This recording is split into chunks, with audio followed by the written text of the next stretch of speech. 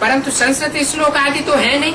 But there aren't the Sanskrit shlokas etc. in it. क्या कहा? What was said? ये यज्ञ की हिस्ट्री बता रही है The history of the yajna says कि सन 36 में जब ये ज्ञान यज्ञ शुरू हुआ था that when this yajna of knowledge began in the year 1936, तो वही पुरानी संस्कृत की गीता पढ़ करके सुनाते थे, अर्थ करके सुनाते थे। the same old Sanskrit Gita used to be narrated. It was clarified. आदमी क्या करते थे? What was done at the beginning of the yajna? यही पुरानी संस्कृत की गीता इसके अर्थ करके सुनाते थे और ओम ध्वनि का उच्चारण करते थे।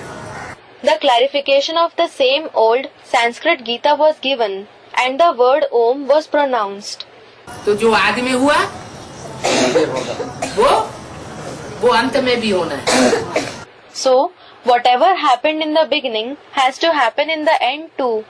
माने आदि में भी वही संस्कृत की गीता थी और अंत में भी वही संस्कृत की गीता के श्लोक इस ज्ञान को पूरा सच्चा साबित करेंगे। It means it was the same Sanskrit Gita in the beginning and in the end also. The shlokas of the same Sanskrit Gita will prove this knowledge to be completely true. क्या कहा? What was said? Gita तो एक ही है, परंतु संस्कृत श्लोक आदि तो अभी नहीं है, जो बाप आकर सुनाते। The Gita is the same, but the Sanskrit shloka etc. are not in that Gita that the father narrates after coming now. Ibrahim, Buddha, Christ ने भी आकर के अपने अपने धर्म स्थापन किए। Abraham, Buddha, Christ also came and established their respective religions. Guru Nanak ने भी अपना आकर धर्म स्थापन किया। Guru Nanak also came and established his religion. Mohammad ने आकर के मुस्लिम धर्म स्थापन किया। Muhammad came and established the Muslim religion. क्या उन्होंने हाथ में लेकर के कुरान पढ़ी थी? Did he take the Quran in his hands and read it? Christ ने क्या बाइबल पढ़ी थी? नहीं। Did Christ read the Bible? No. सभी धर्म पिताओं ने क्या किया? What did all the religious fathers do? मुख से डायरेक्ट आकर के बोला। They came and spoke directly through their mouth. तो परमात्मा भी सृष्टि पर आता है तो डायरेक्ट मुख से आकर बोलता है। So, also when the Supreme Soul comes to this world, he speaks directly through his mouth. क्या कोई ग्रंथ आदि रेफर नहीं करता है? What? He does not refer to any scripture etc. लेकिन जो कुछ भी बोलता है वो बातें वही है जो गीता में है। But whatever he says are the same topics that are in the Gita. Gita की 108 टीकाएं से ऊपर हो चुकी हैं। There are more than 108 commentaries on the Gita now.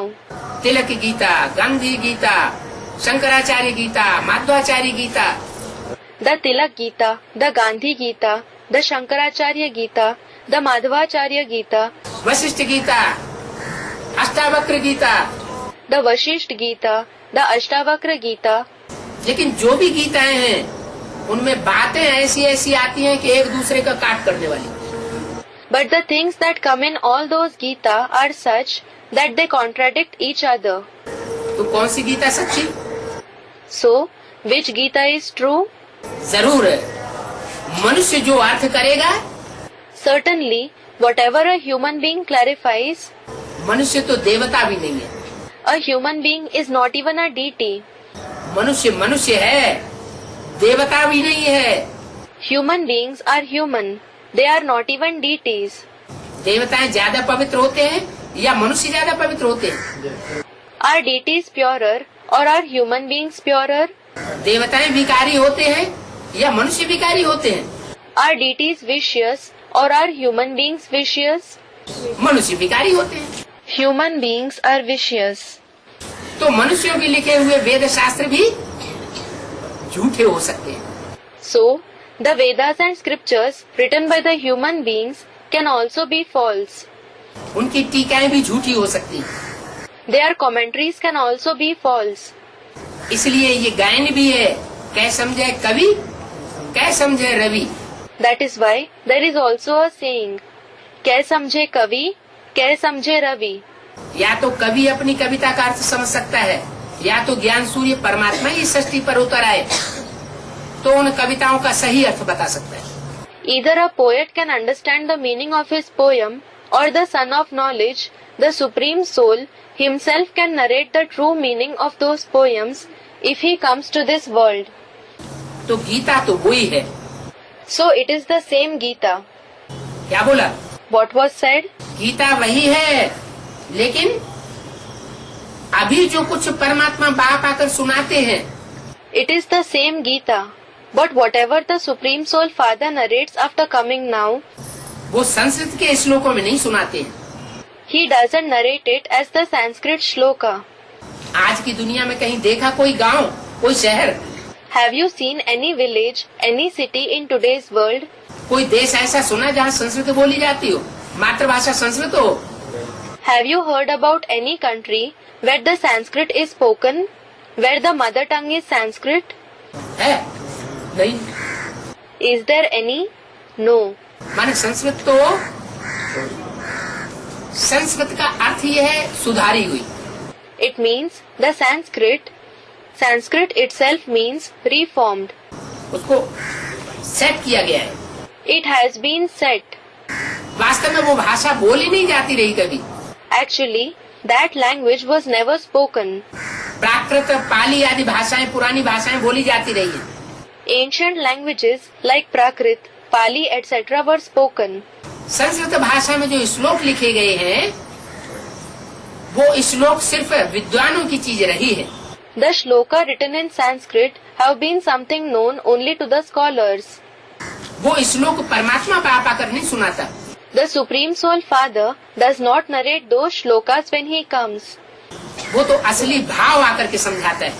He comes and explains the real meaning. बोली माताएं संस्कृत आदि से क्या समझेंगी? What would the innocent mothers understand from the teachings in Sanskrit, etc.? क्या? What? बोली बोली माताएं हैं, वो तो इतनी पढ़ी लिखी भी नहीं होती हैं। उनके सामने परमात्मा बाप आकर के संस्कृत सुनाने लगे, संस्कृत के श्लोक सुनाने लगे। There are innocent mothers. They are not so educated. If the Supreme Soul Father comes before them and starts narrating in Sanskrit, the Sanskrit shlokas, तो वो तो बेचारी कुछ नहीं समझेंगी। then the poor ones will not understand anything. तो ये विद्युता आकर के परमात्मा सुप्रीम सोल आकर नहीं झाड़ता।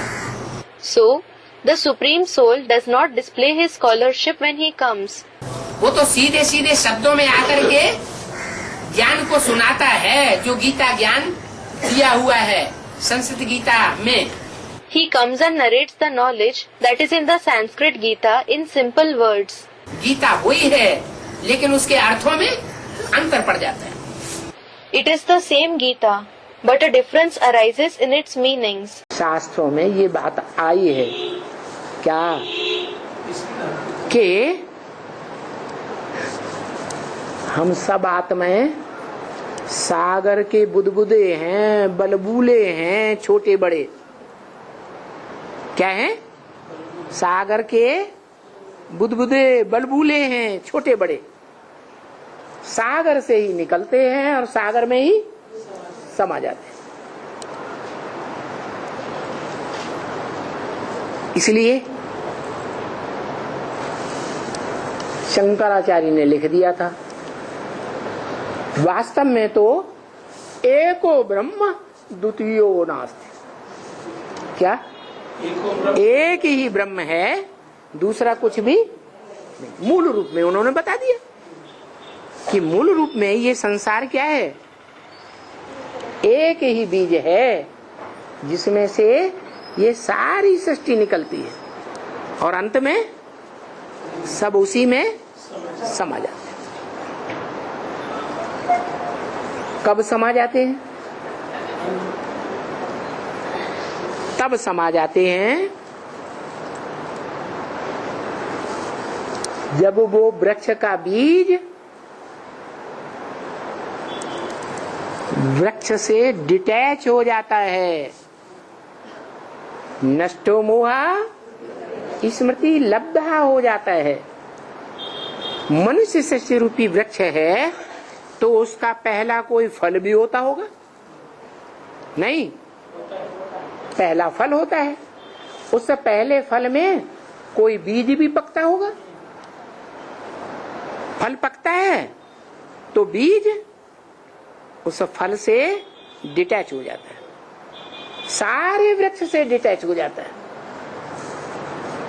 अटैचमेंट रहता है वृक्ष के पत्तों में, टहनियों में, तनों में, फलों में, फूलों में लगाव रहता है? नहीं लगाव रहता। तो यही बाप सिखलाने आए जो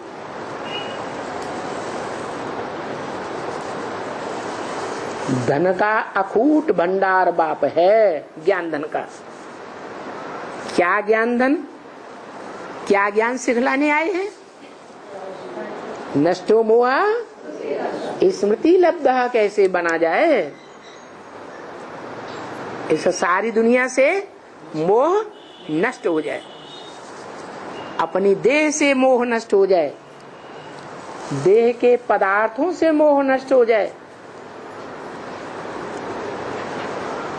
और देह के संबंधियों से, देह के संपर्कियों से भी मोह नष्ट हो जाए। कैसे नष्ट होगा? वो भी गीता में लिख दिया, संगात संजायते कामा। क्या? संग करने से कामना उत्पन्न होती है, इच्छा उत्पन्न होती है। कोई का संग करेंगे लगातार, लगातार उसके साथ रहेंगे तो कामना पैदा हो जाएगी। बुद्धि से संग नहीं करेंगे तो कामना पैदा नहीं होगी। तो क्या करें? जो कामना है, इच्छा है, वो इच्छा ही इच्छा मात्रम अविद्या हो जाए। है? क्या करें? सन्यासियों ने तो सिखाया कि परिवार से दूर हो जाओ,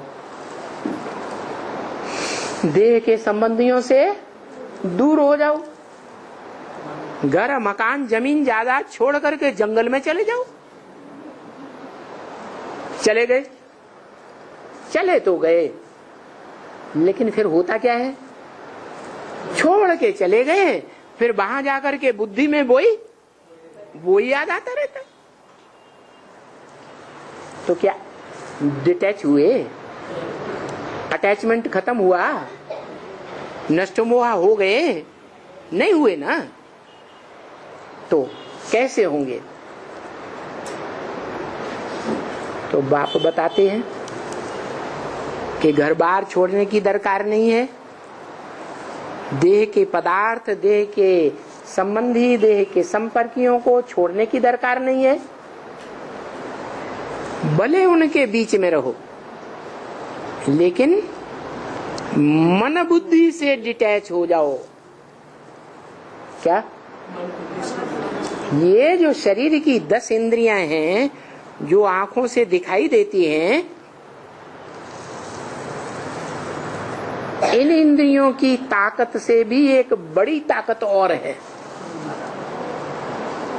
इस शरीर के अंदर। 11वीं इंद्रिय क्या नाम है? मन। उस मन को बुद्धि के कंट्रोल में करो और डिटैच हो जाओ। मन बुद्धि से, देह के पदार्थों से, देह के संबंधों से डिटैच हो जाओ, मन बुद्धि से दूर चले जाओ। तो बताया जैसे और धर्म पिताएं 100 वर्ष में अपना धर्म स्थापना का काम करते हैं, ऐसे ही सुप्रीम सोल बाप भी सृष्टि पर आकर के किसी मुकर्रर रथ के द्वारा तो सत्य सनातन धर्म की स्थापना है, उसका काम करते हैं। परंतु सत्य सनातन धर्म की स्थापना गीता से होती है या वेद शास्त्रों से होती है? गीता से होती है, क्योंकि वेद शास्त्र, वेदों को तो बता दिया, शास्त्रों को तो बता दिया। गीता में ही लिखा है त्रैगुण्य विषया वेदा निस्त्रैगुण्यो भवार्जुन। ये जो वेद आदि शास्त्र हैं, ये 3 गुणों से प्रभावित होने वाले हैं। कर्मकांड सिखाते हैं। इसलिए हे अर्जुन, तेरे को तो 3 गुणों से परे जाना है ना। न सत्व न रज न तम, कोई भी गुण की प्रधानता नहीं, कोई भी गुण की न्यूनता नहीं। जैसे सुप्रीम सोल बाप, आत्माओं का बाप शिव स्वयं है। कैसे है?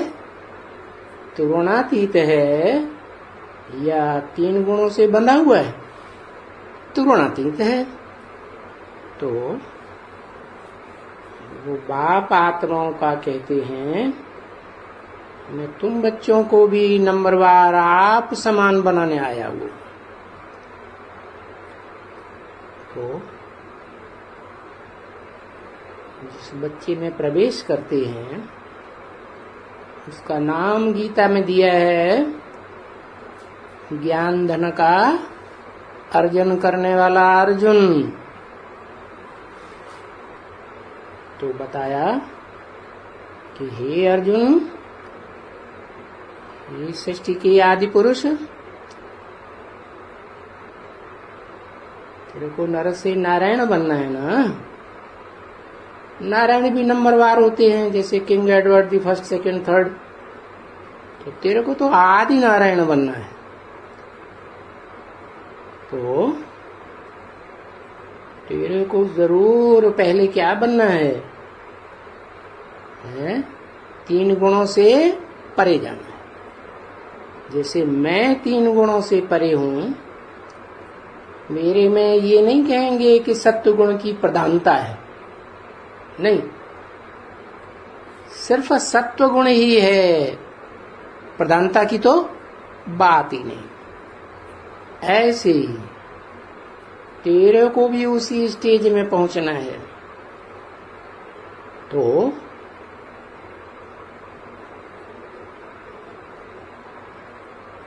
जिस अर्जुन की बात हो रही है, वो अर्जुन जरूर पुरुषार्थ का अर्जन करने वाला, ईश्वरीय ज्ञान धन का अर्जन करने वाला बलंबरी होगा ना।